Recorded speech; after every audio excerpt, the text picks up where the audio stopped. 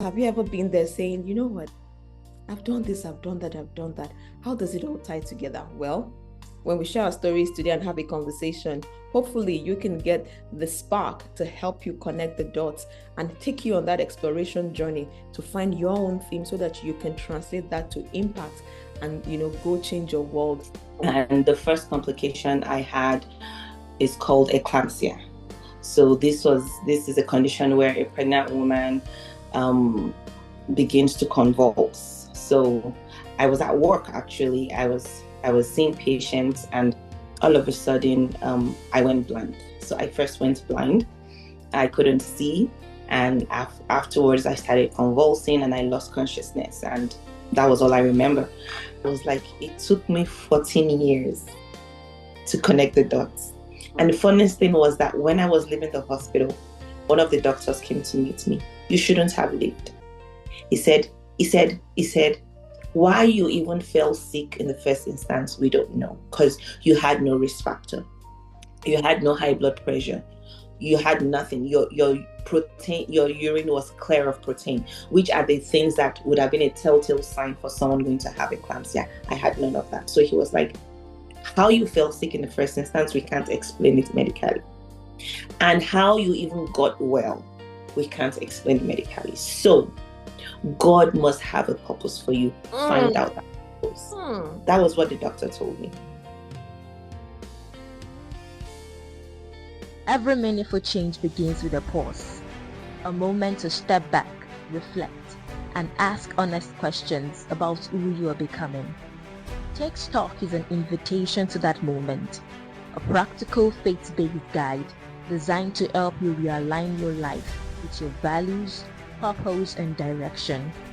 Through intentional reflection, clear frameworks, and guided prompts, this book helps you tune in, gain clarity, and move forward with confidence.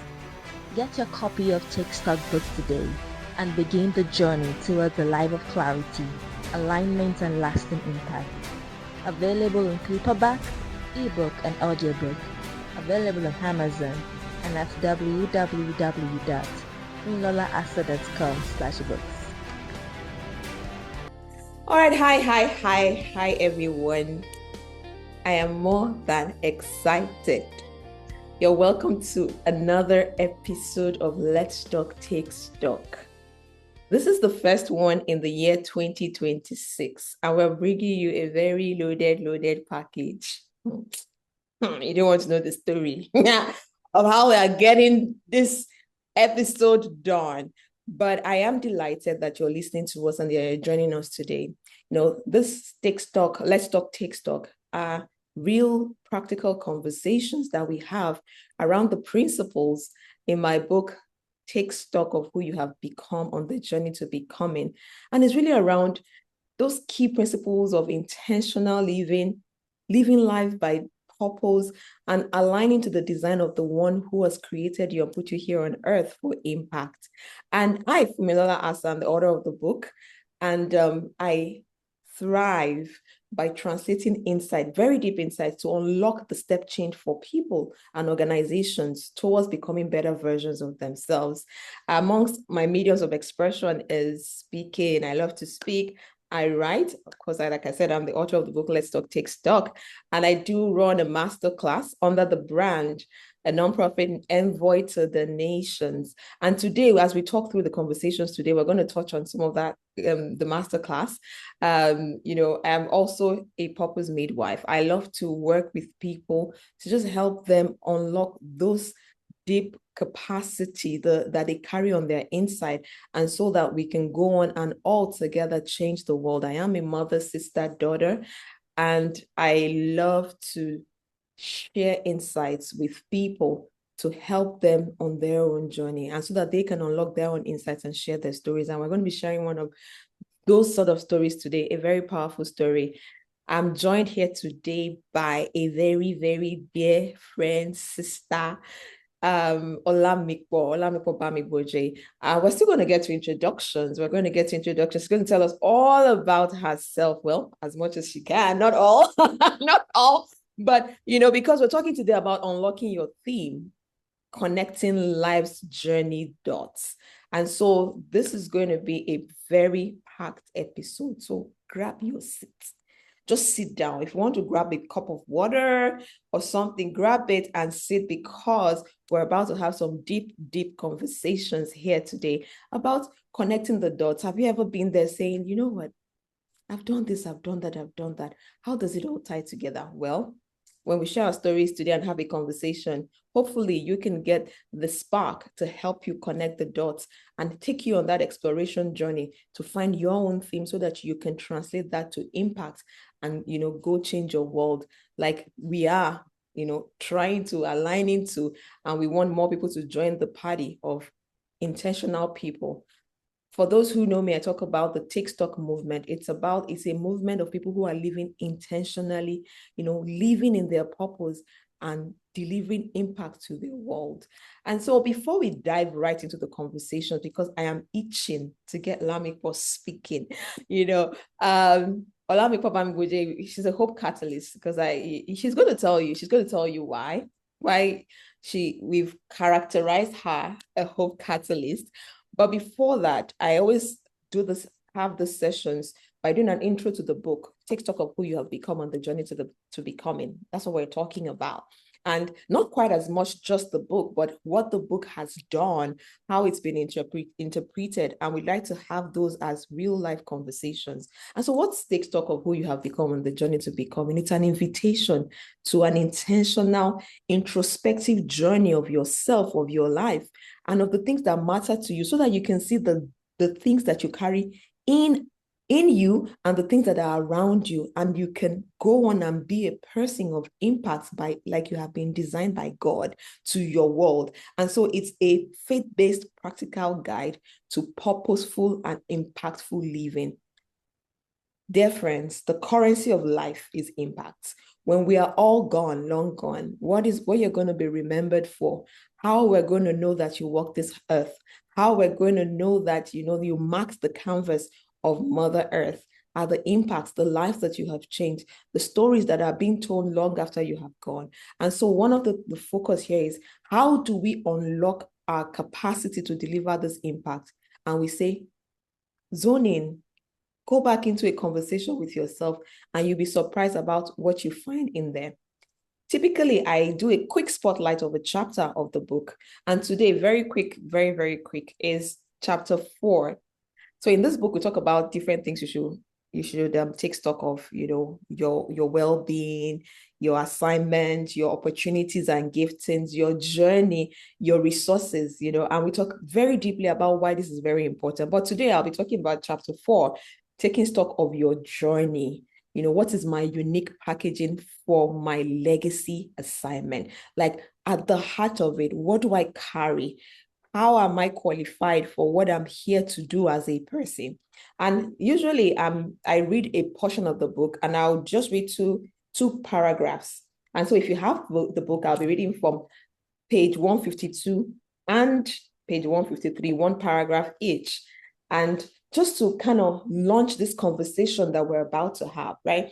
And that chapter talks about your journey and how your journey is very important for the impacts that you're here to deliver on earth. And so in this chapter, I talk about, the importance of why you must take stock of the journey that you have walked as a human being. And so in page 152, I said verse, in page 100, I'm trying to preach, sister. All right. So in page 152, the last paragraph, it says, "These and many other life experiences." So I share the story about a journey that I was on, and I realized how the journey that you have been on in life have an implication for your perspective in life.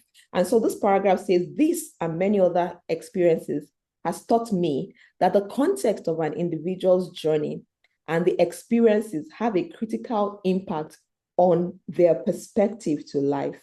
It impacts their ability to relate to certain events and other individuals. It forms a bit of an unwritten language of thoughts and communication. This is why your journey plays a key role in your impact and purpose journey. As I noted in the transition quote to this chapter, it is one of the unique qualifications for to fulfill your own given assignment. It's one of the several scripts that God has written for the audience of the world. It is part of the shaping process that translates into the distinct shape of your puzzle piece that matches the specific spot in the picture story. Your journey is a message and often translates into portions of the message that you carry. And then I skip another paragraph and then I go to the second one I want to read right now.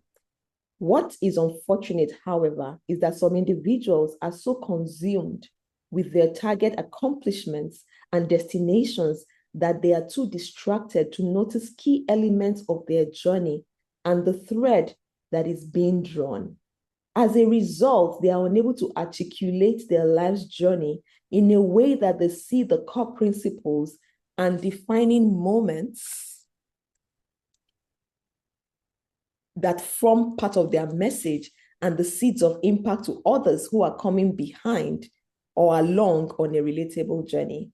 Taking stock helps you to recognize the lessons learned, the key messages, and the inspiration that are key to the impact that you are called to deliver in line with your assignments. This assignment may sometimes be in the form of the issues and opportunities that you now have a front row view of.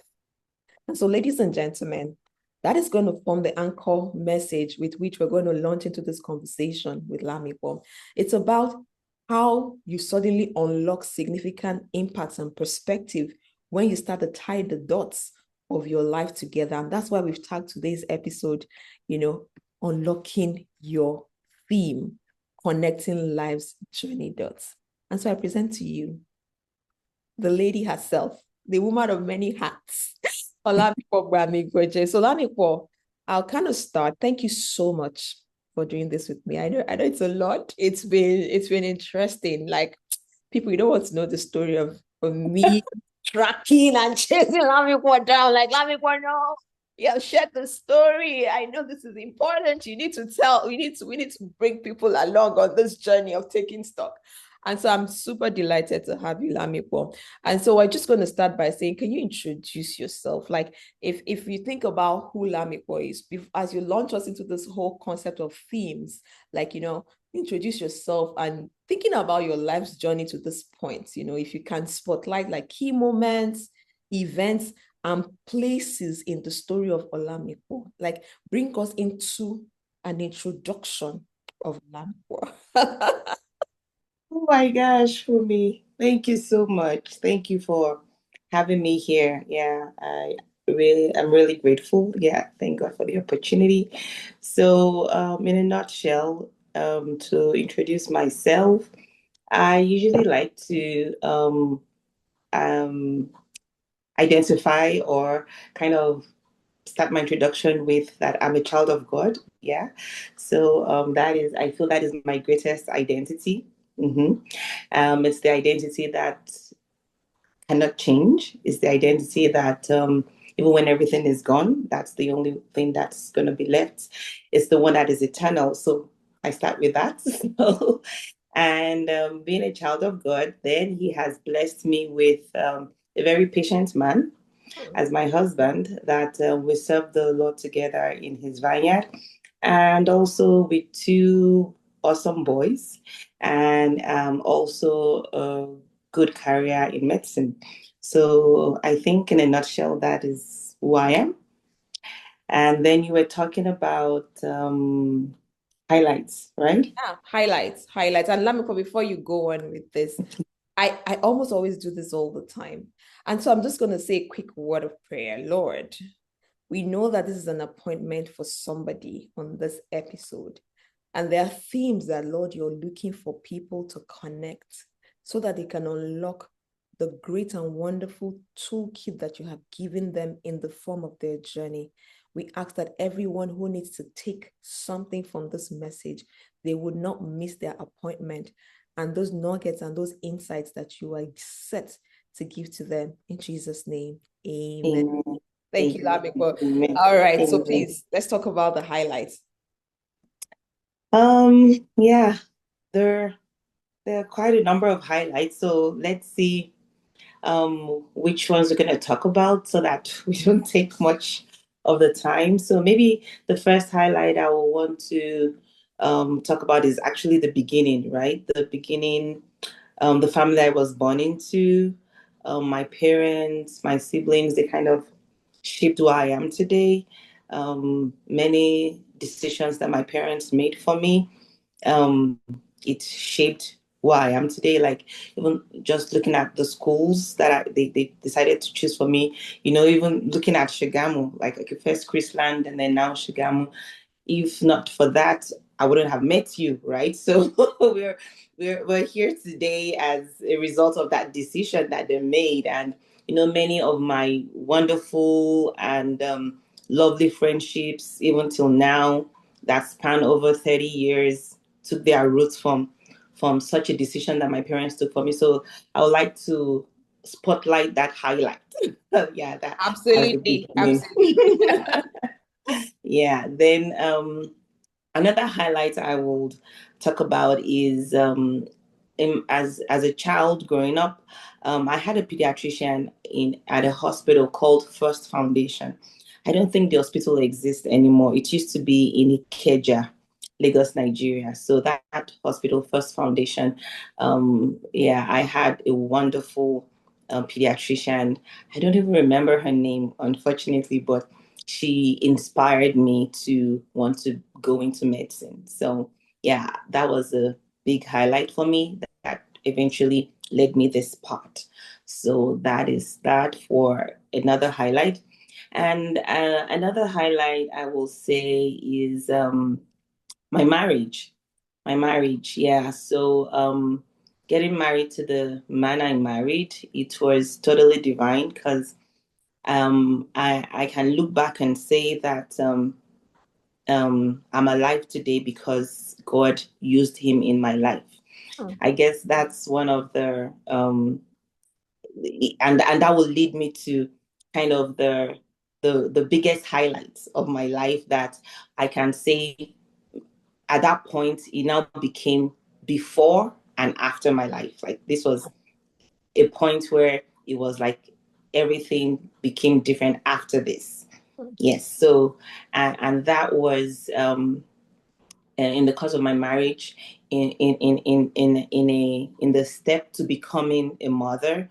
That was in 2011. Yeah, 2011.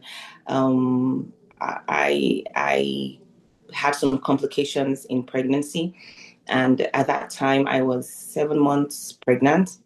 I was residing in Abuja, Nigeria. And the first complication I had is called eclampsia. So this is a condition where a pregnant woman um, begins to convulse. So I was at work actually. I was seeing patients, and all of a sudden I went blind. So I first went blind. I couldn't see, and afterwards I started convulsing, and I lost consciousness, and that was all I remember. But fortunately, the nurse at work that day, I was the only doctor on duty.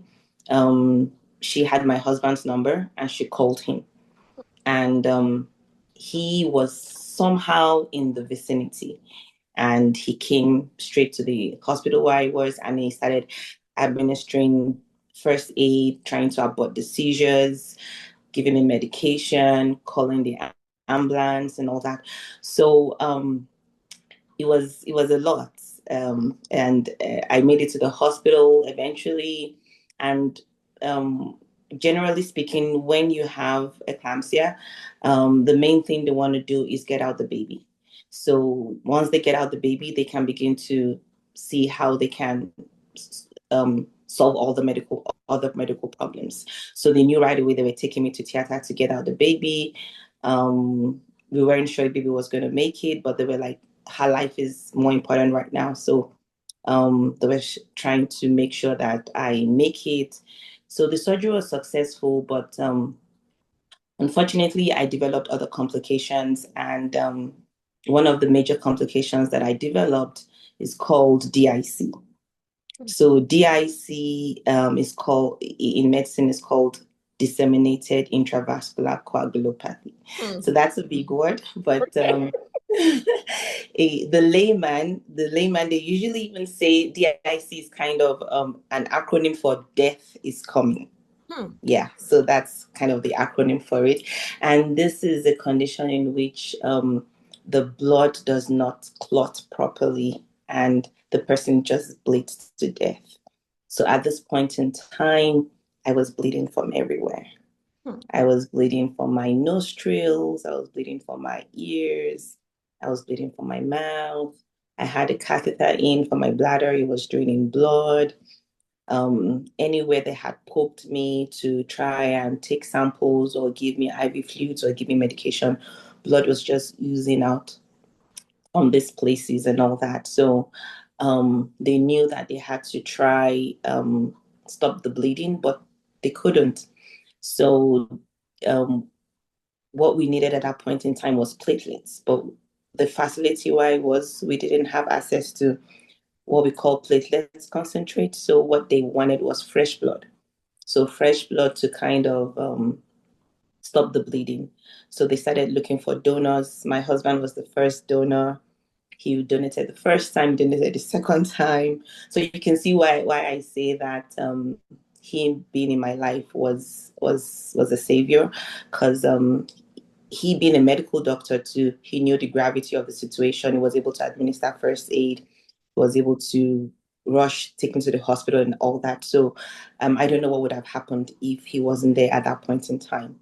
So having said that, even at the hospital, he wasn't wasting any time. He was getting to do whatever needed to be done, and time was of the essence, right? So a lot of my colleagues came around donating blood, and yeah, I tell you, this scenario went on for 3 days. So the transfusion, the donation, everything went on for 3 days, and the bleeding didn't stop. And it was at that point that everybody knew they had tried their best, and they had wanted to throw in the towel and unplug me from the machines and all that. And they had called my family to come say their goodbyes and all that. And God just stepped in. God just stepped in at that point in time when everybody had lost all hope. And miraculously, the bleeding just stopped after everything was done and there was nothing more to do. The bleeding just stopped, and they were like, "Oh, the bleeding stopped. Let's see." And within I'm not sure of the timeline now between when the bleeding stopped, but I just came back to life. Yeah, so All right, so Olamipo took us straight to the deep end. Like, Olamipo took us straight to the deep end. We just started, and Olamipo took us to the deep end. Every time Olamipo tells the story, she says it in, today is a very abridged version. Abridged version. Yeah, but every time she says it, I hear it all over again, and I'm like, this is a walking miracle. Like, there's certain encounters you have, and nobody can convince you that there's no God, because you just know that, you know what, that one, she survived what she just described. Two, she survived it hale and healthy. Three, she has other miracles as a result of this survival. You just know that, it's such a gift to be alive, right? And she said, the last thing she talked was like, at the point where they had lost hope, that was when the miracle stepped in. But that also has created a theme that we're going to talk about. And that's why I say she's a hope catalyst, right? Because like I said, there's some things that you go through that becomes a bit of an unwritten way of thinking and perspective that, you know what, we need to keep going because, well, I was almost a lost case, but I came back and I came back well. Imagine if they had pulled the plug. Imagine if they had given up. We won't be here talking to this beautiful, wonderful, vibrant lady here. And so that created a message in her life. There are a couple of things that she has touched on very quickly, and I wanted to highlight maybe one or two of those. Like, first of all, she talks about the fact that as a young child, a pediatrician that she was seeing inspired her to become a doctor. And so for some of you, all you need to do is just show up and be in your place of assignment, be in the best version. And you don't know whose story you are inspiring just by showing up. True. And so if you're there not even sure why you want to show up, think about those whose destinies, whose inspirations, whose journey in life is tied to you showing up. Because she showed up, she happened to be in a hospital when life's challenge came up, because she was there as a doctor. Who knows what would have happened if this happened when she was at home and she still had to even the first aid. Maybe her husband was not even around, and then they had to make a journey to the hospital and all of those things. She talked about her husband, how they met. He's a doctor. Maybe if she didn't even study medicine or something, maybe their paths may not even have crossed. Who knows? And so sometimes in life, there's so many things that look like random sort of things. But as they start to come together, you're like, I'm so glad that this piece and that piece happened to be in this place, that everything came together. And so people, you see that it's a very, very loaded episode. We have just started, and Olamipo just took us straight to the deep end. It was such a miracle for her to be alive. 3 days of undergoing that. And for people to say, you know what, this is our professional colleague. We are trying everything, but we're at the point where we're like, you know what? All hope is lost. Like when she says it, I have a new appreciation of life every time Olamipo describes the story. And I hope it comes across too for you that, as long as you're here, you're a walking testimony. And so we've met one mega testimony, walking testimony. And so let's take it forward from there. So she's just told us the story of her life. And so as we always talk about Take Stock, because we say that connecting the dots of your life, because sometimes these wonderful things happen to us. And there are times when we still don't realize how it ties to where we're now going or how we now see life. And so I'd like to switch into Take Stock, right? So we're doing all the intros. We've met Olamipo. Now we want to meet Olamipo and Take Stock. And by the way, she talked about Shagamu. So Olamipo and I went to the same secondary school, and then we reconnected after a couple of years. And so, yeah, the path that she walked is the reason why we're probably having this Take Stock conversation today, because we met many years ago. She already dated us. She was able to, how old we are now. She's not saying plus 30 plus years, so they're around. But yes, and so today we are having a conversation because I encountered her so many years ago, and then we reconnected. And so you don't know who God is bringing into your path, the path that you're walking. I talk about, I've been framing up something in recent times about, how you can unlock your journey. And some of the things we talk about are the seasons, the events, the moments, the places, the people. Those are the things that come together to shape the story. As Olamipo was talking, she's talking about the circumstance of her birth, the choices of her parents, the places that she went to, the people that she has encountered, those moments, and the marker when she said before and after this event. Those are the things that are in the thread of your journey that connect to a story. But enough of that for now. Let's talk about Take Stock. Olamipo, describe your encounter with Take Stock. What made you read the book? Okay, so to be honest, I don't like to use the phrase to be honest, because I used to be like, when someone says to be honest, does that mean that the person intended to lie before? But maybe I didn't intend that, but maybe I would have just kept it to myself. But yeah, to just be transparent, I first got the book not with intention to read it. I just wanted to support a friend. I was just like, oh, girls supporting girls. Oh, my friend wrote this book. Let me get the book. So that was what was on my mind when I got the book. Like, yeah, why not? I know the author of the book. Why not? So that was why I got the book, and then eventually I got it, and I didn't read it at first. It was just on my shelf, and then there was that masterclass that was starting, and definitely we needed to read the book for the masterclass. And when I started opening the book, I'm like, what? You mean I had this book all the while and I never read it? No, no, no, no, no, no, no, no, no. Yeah. So if you got the book because it was just a girl supporting girl kind of thing, now I'm telling you, go read the book. Tell them. Tell them. You need to. Yeah. See, as I was preparing for our conversation today, I always kind of make it as a habit. Like I just read a part of it. Like some days I'll just open it. So this is my own copy of the book, and I have the one I read because I have a couple of copies in my house, right? I have so many underlines and underlines and underlines. How do you know? I wanted to bring my book actually to tell you I have underlined. See, I even have pencil. I'm telling you, Olamipo, because I underlined it so much. There are some conversations I've been processing in my head in recent times. And as I opened the book and I just kept scrolling to some of the underlines, I'm like, this book, stop shouting at me now. Because it was just reminding me, as you know how something is just piercing and just telling you all the things that Yes. you're You kind of should do. processing in your head, and the book is reminding you. That's how powerful this, not because I wrote it, people. It's like, it's not just me. I always say to people that it was inspired. One of those things that you just do. I know that. What were you? How were you even Let me thinking even say about? this. At first, I was like, this book is so big. Like, when we like finish it, like, there's a lot. There's a lot. I don't have time for big book like this. But when you start reading it, just start. When you start reading it, you can't put it down, because I don't know, it just resonated with me. It was like as if sometimes I would read it and I was just like, wait, is Fumi talking about me? Like, yeah, there were so many parts like that in the book. There was the words of the words of wisdom. There were so many parts.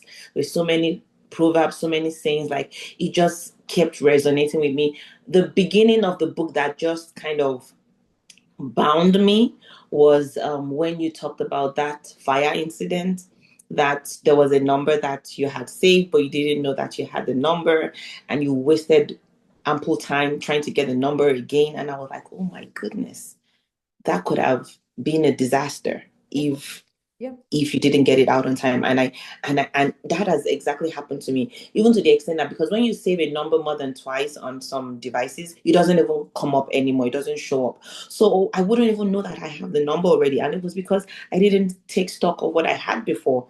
And then I did it again, and then it doesn't even show up anymore. So I was just like, oh my gosh, this has happened to me. So I need to go and take stock of my contacts. So it's something as little as that could have cost a life. Yeah. So that struck me. That was kind of where I just got hooked from the beginning of the book. I was like, yeah. See, so you see what hooks you there. That whole hope. So we talk about hope. There's something about when you tell a story from many parts, what people pick are different. Like, when your mind, they're like, that somebody could have died. That was an opportunity to save a life, And Olamipo talks very nicely and gently about her medical career. She's always keen about just how do I help people, and just, restore hope as much as possible, capture moments and seasons for people. And to kind of buttress what you said, the fact that resonates with you shows you how you think about things. Like, you have a keen appreciation of life. And some of it is driven by what you yourself had walked through. And by the way, she's talking about the masterclass. So I run, I mentioned it in the intro, but you may have missed it. I run an Insights to Impacts masterclass twice a year. And it's 7 weeks of just intense, soul-searching conversation with yourself. But those who commit to the process, when they walk away from that program, they know that something has shifted inside of them. Like, there's something that's ignited, and then you just know that now there are some things that I say to people that you cannot unknow, right? There are things that you encounter and you cannot unlearn it. Like, even if life happens and some things happen, it will just be there at the back of your mind. And so we do have another edition of the Insights to Impacts Masterclass coming up in March, next month. And so be on the lookout on my, go to my Instagram page at Fumi Lola Asa or Fumi Asa. I'm on both of them on Instagram, and details are coming. Just watch that space. If you're ready for that kind of conversation with self, you feel like, you know what, I do need to shift status quo, do something different, connect this dots, just be more impactful, please sign up for this masterclass coming soon. And so while we're still talking about the masterclass, so what Olamipo did not tell you is that Olamipo attended 2 cohorts of the masterclass. And I just described as a very rigorous, experience, good rigor, right? You do a lot of activities. And so tell us, why did you attend two cohorts despite this whole schedule and how busy you are? Olamipo is busy. That's why I said you don't know how it is for me to get Olamipo to sit down here to have this conversation Everybody is with us. busy. Everybody. Olamipo, okay. Okay, I agree with you. We're all busy, but in the scale of business. All right. So tell All us, right. how did you do two of the two classes? So talking about two classes, I remember when we were doing some meet and greets in the masterclass. I was like, yeah, I'm unique because I think I'm the only one that has done two classes for now. Absolutely. You're the only one that has done two. Yeah, so for the first time I did it, there was so many things happening in my life at that point in time. I think out of that 7 weeks, I made two or three trips to different continents where I was in different time zones. And so I was missing my assignments, I was missing the classes, and I just knew that I didn't get all that I should have gotten from the masterclass because um, I knew it was supposed to have some impact. It had already started having that impact, but I didn't feel fully baked. Like I didn't feel well done. So when I finished it, I didn't like the way I felt at the end of the first one. Like I just felt like it was kind of like as if maybe when you say you passed through the school, but the school didn't pass through you, right? Mm-hmm. So when there was an opportunity to do it second time, I was like, okay, yes, for this next 7 weeks, I'm not making any trip, I'm not going anywhere. I can fully commit to it to do my assignments, to be in class, and fully participate. So I asked if I could do it a second time, and thank God it was free. So Yeah. So I did it a second time, and yes, I came out fully done, done. No, Lamipo. So on the beauty, and I talked about your journey in terms of times, seasons, people's moments. When Lamipo took the second class, I always tell Lamipo that was her real class. That first one, she just came to do okay, open day, let me see how it's going. Because she had a chance to share a story in that class. And I remember talking to someone else in that class. In fact, we've had a session, and he was like, one of his biggest takeaways from that class was hearing Lamipo speak about her story, some of what she shared here, and some other things that she shared, and that got him thinking about his own stories, the dots in his story, and because Lamipo showed up in that class, she triggered something for somebody else who is going on to trigger something for somebody else, Oh, right? wow. That's the beauty of impact, right? The more you are able to just connect and just be in whatever version of what you know of your assignment at this point. For some people, it's just sharing your story. For some people, it's just showing up consistently for what you do. Even without even sharing it, you inspire somebody else. And so imagine that sort of ripple effect that comes from you just showing up, right? And that's what we're called to as humans. And so thank you, Lamipo, for showing up to Masterclass the second time and for impacting us with your story in the second time around. And so if we continue to kind of round this back again to the theme, right? And I'll tie kind of like two questions together. One of them is just, I know you already talked about the story of the fire truck and the life that was saved. But I'm curious, was there anything else that struck you again, as you went through the masterclass, and in the book that sort of shifted something for you?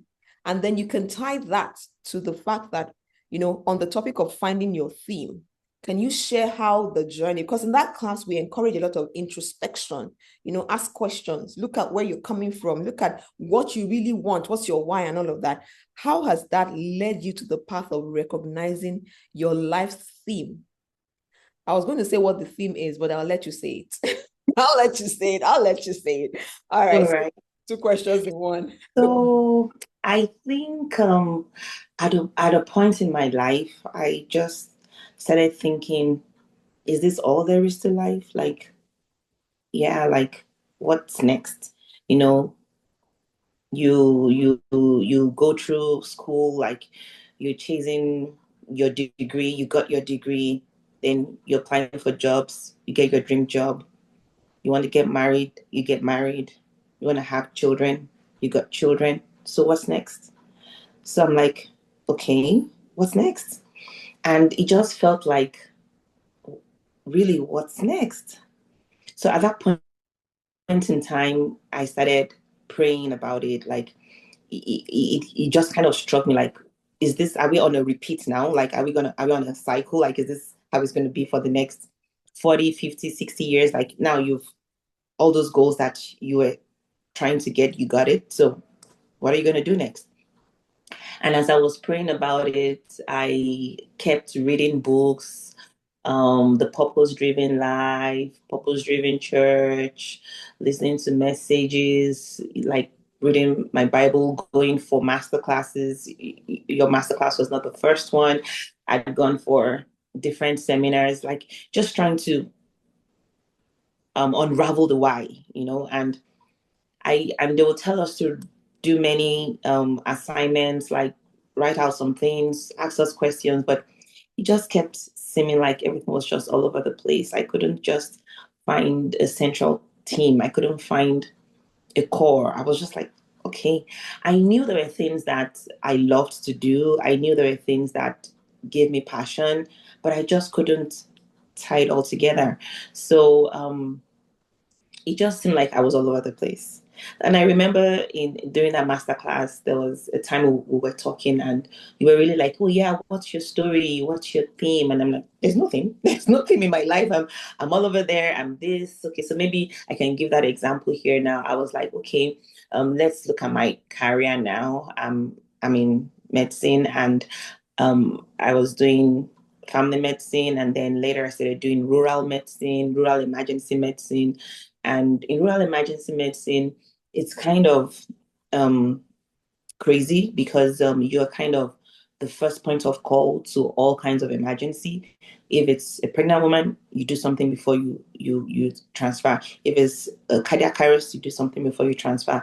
If it's a fracture, you do something before you transfer. If it's trauma, if it's whatever comes through the door, you do something. So it was kind of like you're always on your feet, and you're kind of the first point of call. And the first point of call kind of makes a difference in the outcome, what you do in those first few hours. So I was doing that. And then later on, I was in mental health. And then later on, I was in addiction. And I'm like, I'm just all over the place. And then in church, we're also serving in the ministry. And I'm with the youths, I'm with the children, I'm with the women. I'm like, I'm just all over the place. Like, I don't know what's going on. And as I just said that, it just like struck me like, because at that point in time, I was getting drawn even to go into palliative. So the palliative part was where it struck me like, what are you going to do in palliative? Like, how does palliative even tie to addiction? How does palliative even tie to emergency? How does it even tie to family medicine? Like, what has palliative got to do with even your life? But I just knew that it was a soft spot for me. And each time I thought about it, I'm like, I want to do this. But I couldn't explain why. And then at that point in time, I thought, why palliative? And I was like, well, I just want to give hope to the dying. Like, even though they are dying, even though kind of medicine has nothing to offer at that point in time, let them still go with hope. And even if they don't have any hope in this life anymore, they can have hope in the life to come.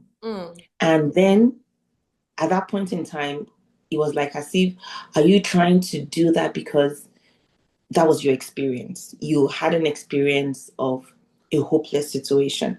And I'm like, wait a minute, that is exactly what happened to me. And then I'm like, even in addictions, they're kind of hopeless situations, like in quotes. They're like, they're struggling, they can't do it on their own. Is that why I'm addicted? I'm addicted to addictions? I didn't intend to say that. It just came out. Yeah. So is that like, I was like, is that why? And I'm like, oh, mental health. Yeah. That is also like giving hope. And I was just like, oh, I'm seeing hope everywhere. Okay, now it makes sense. And then I began to see connections in stories that had come to meet me, like people's experiences, like people that would come to tell me things will be things that were really hopeless. And in that hopeless situation, I will just see something that could spark light. And I'm like, wait a minute, you mean all this while, all these years? Because this happened, that highlights, that was the greatest highlight, happened in 2011. And this was 2025. So I was like, it took me 14 years to connect the dots.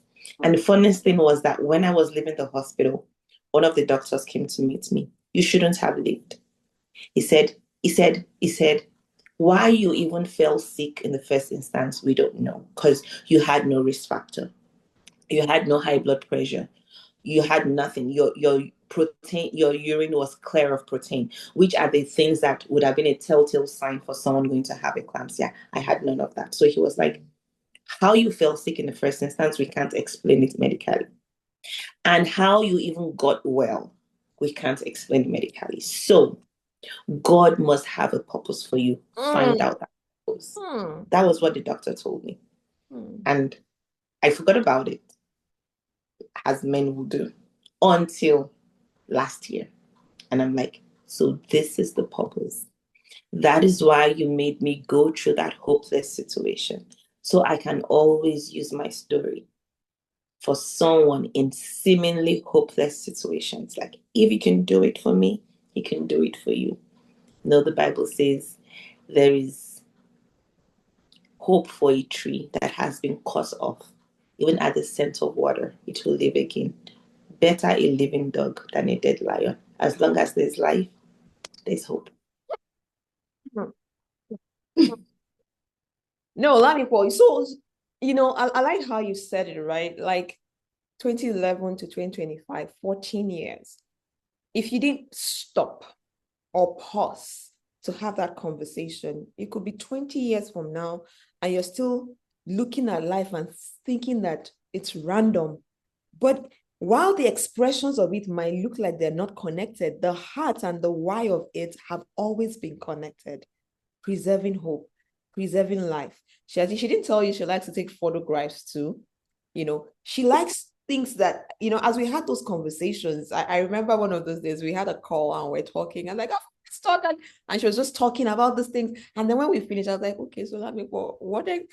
She said, as I'm saying it now, it's connecting, so I always say to people, most times the answers that we're looking for are inside of us. They're there. We've walked the path. We know the story. We know the things that triggered something. Just like how you're talking about how, this has triggered you for good. There's some people that some events have triggered a different perspective for them that has kind of set them off course. And because they have not paused enough to say, what really happened? You said something about trying to unravel the why. Very few people actually pause to ask the question why. And I always say that one of the most powerful questions you can ask in any situation, whether in your life circumstances, in businesses, in policies, is why? Because often that takes you down a path where you realize that at the heart of it, I say to people that the most profound things in life are simple, but they're missed by many, right? You have to be in tune with yourself to start to see that you could be like that and be feeling like, oh, I haven't done much, I don't understand myself. Whereas you're there living out the exact picture and the theme of who you are, which is giving hope to others.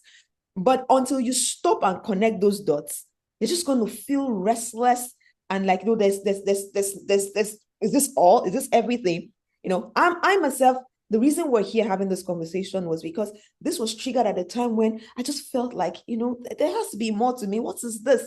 And then as I went on, I realized I've always been this person who wants to help others to see, like, can you see it? Like, I'll take on somebody's math book that is like 2 classes ahead of me to read it and explain it to her as somebody who was in secondary school then, right? And so I've always been that person. And so when I'm in situations where I don't have the ability to express myself or help, I feel restless because I like to okay, let's solve a problem. Let's have a conversation. Bring it on.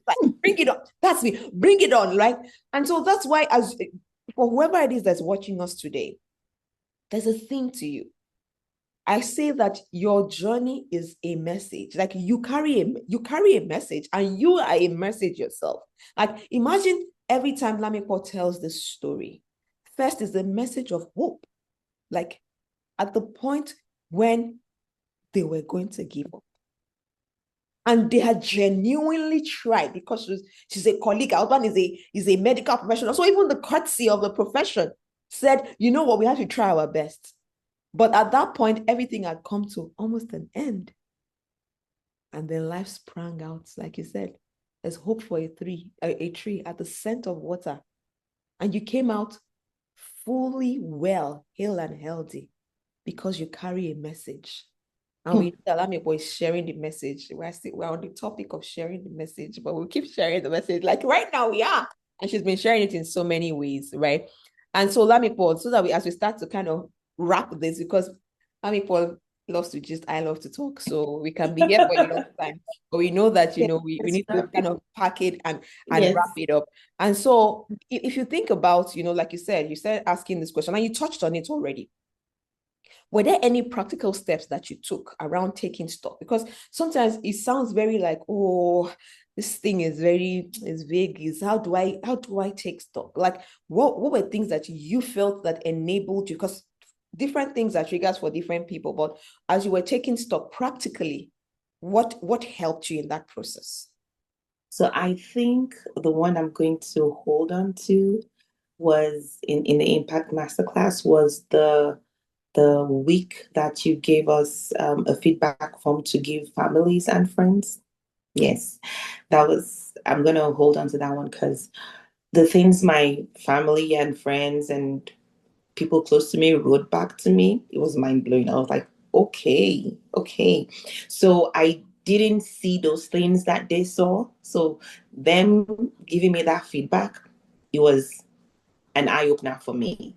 And I was beginning to see like people giving me those feedback, like there was a time when you did this. There was a time when you did this. There was a time when some things I couldn't even remember that I did. But I was able to see what the things that made impact in those people's lives that I didn't take cognizance of, that I should be taking cognizance of. So going forward, that was something I began to work on. Those little things that you really felt didn't matter, that was making a difference in someone's life. Some things that maybe I had even done 10, 15 years ago was what someone put down. So that's something I'm gonna give as an example today, like getting that feedback back from people. Yes. So sometimes you need prompts from people who have journeyed with you, right? Like people who have seen the things that you're not seeing. And I, to your point, that is usually one of the most powerful parts of people in the class. I encountered that doing a similar thing. And when people are writing back to me, because the benefit is when you spread it very wide, you get a wide collection of stories. And I was reading and I was like, really? This thing impacted this person this much. And the analogy I give to people is like, at those times, it's like you grab a mirror and then you are now reflecting back what you had given off. The people are telling you back how it landed, and you're like, seriously? That came across? Like, I just did that. That's just a thing, right? And those are the things that help you start to add color to the things that you just take for granted as just being a part of, like, that's just it, because it comes easy to you. And so, yes, thank you for sharing that. And so in my mind, like you said, okay, now you're working on those things. So as you've unlocked the theme around, giving hope to the hopeless, helping others find hope in hopeless situations, how has that changed your outlook since? What do you feel like you do, even in the small day-to-day things? How do you think you're navigating differently as you are finding that theme and your why? The funnest thing is that since that time, it's like hope just jumps out to me everywhere I go. Like to the extent that there is a place that I've been, like a library that I've been going to now for like 4 years. At the point where you sign out books, or when you return books, after that time when I spoke to you, I went there and there was a stone at that place that had hope written on it. And I'm like, no way, they just put the stone there. So I asked the lady, did you guys just put this there? She said, no, it's been there for over 15 years. And I'm like, I never saw it.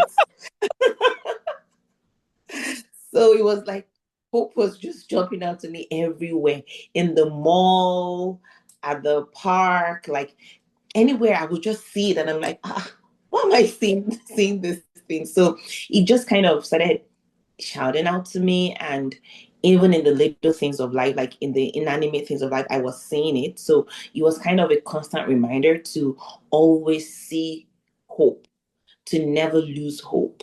Like, sometimes it's hard to even differentiate between faith and hope, because we say faith is the evidence of things hoped for, so they kind of tie together. And really, when you lose faith, what's left? Hmm. You know, Hmm. that is the only way you can even please God. Hmm. So it's just kind of a constant reminder to me daily that no matter what, you don't want to lose your hope. You don't want to lose your faith. You want to guard it. When the Bible says guard your heart, this is something you also want to guard. When the enemy is coming at you, really what he's coming for is your hope. What is coming for is your faith. If he's able to get it, then that's it. So you want to guard it. Thank you for sharing, Olamipo. So we need to guard our hope, because hope is critical. Again, that's what makes you take that next step. At times, life will always throw something at you. And the moment you stop believing, the moment you feel like it isn't worth it anymore, that's why we find people are like, they're just at the brink of breakthrough, and they just give up. They give up on themselves, they give up on life, they give up on things around them. And so Olamipo is reminding you that, you know what, don't give up. Hope. Just keep the hope, keep the faith. And like she said, there's hope for a tree. At the scent of water, it'll come alive. God is able to rewrite stories. Some of us are just going through the valley just before the mountain. That's not the end of the story. It's a phase in the story. As long as you keep going, there is light at the end of the tunnel. Don't lose hope. And so, as our hope catalyst, is reminding you that hope is critical. And so, as we start to wrap up, Olamipo, is it like you talked about, unraveling your why, feeling there are people, especially as you start to get into like middle age, adulthood, some people feel like they're stuck. They don't know where they've been at. They don't even know how to unlock purpose. They're just like, okay, they're just feeling like there's no rhythm to them, to their life, And what would you say to such a person? Like, what advice would you give them for them to be able to kind of just get unstuck? I didn't know this was going to be the next question. And when I finished talking now, it just dropped in my mind to show a picture that I had on my phone.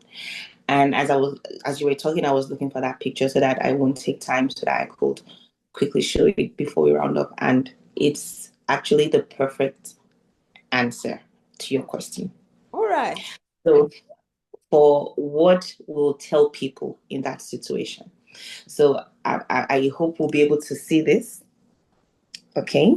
Yes. So if we look at it very well, we can see this brown part is a dead plant, right? Yes. And this one is a live one, a green one coming out of it.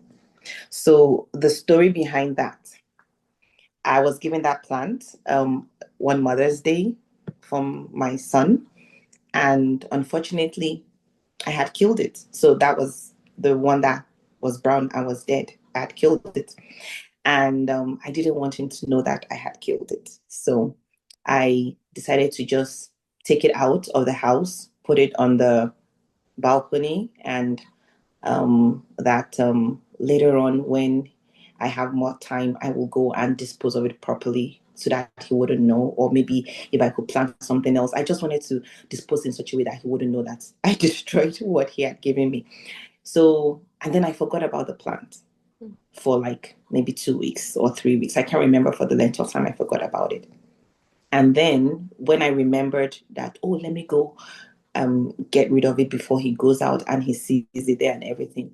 So when I went to pick it up to throw it away is when I saw that green life plant, Hmm. coming out of what I seemingly thought was dead. Hmm.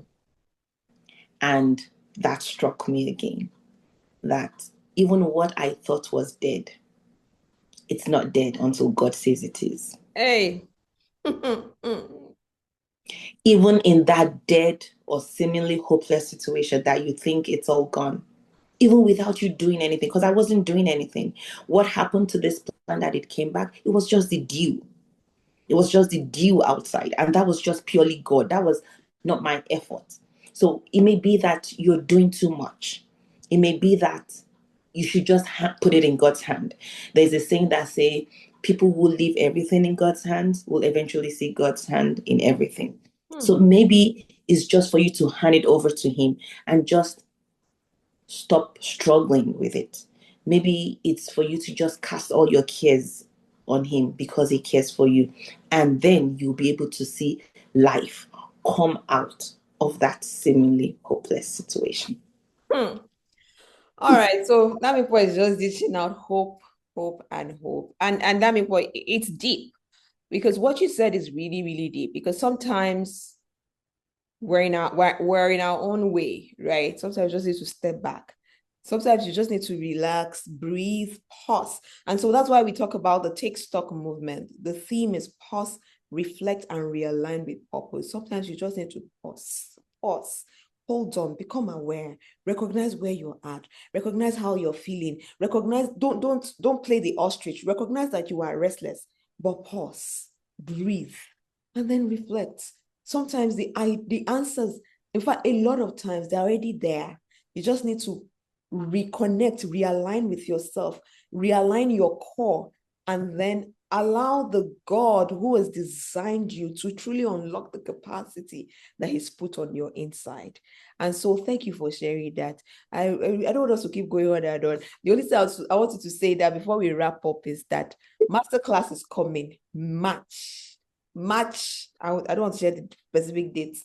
By the end of the week, but by the time we're premiering this, the flyer will be out. So go to my page, but it's in March.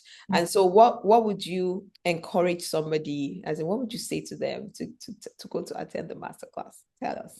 Yeah, because like there's a statement you just made. It's where you pause, it's where you reflect, and then you realign.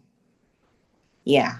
So there has been a realignment. And once you have that realignment, it's like the stars is your limit, the heaven is your limit. Like you just shoot, right? So from time to time, one just needs that cycle to pause, reflect, and realign. And the masterclass is where you're going to get that.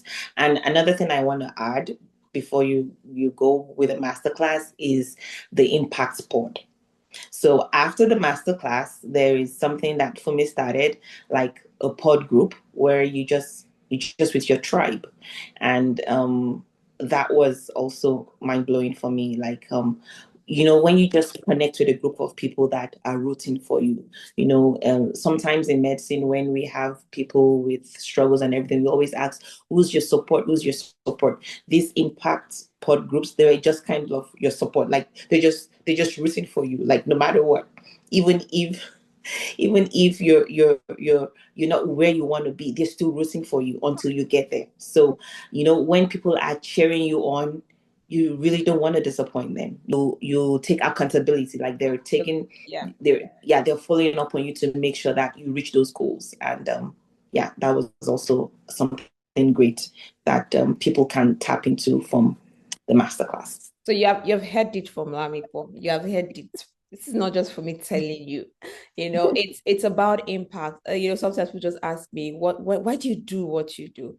That there's some things that you find out and you discover, and you just be like, no, many more people need to know this, because the joy for me is when I see those clicks come together.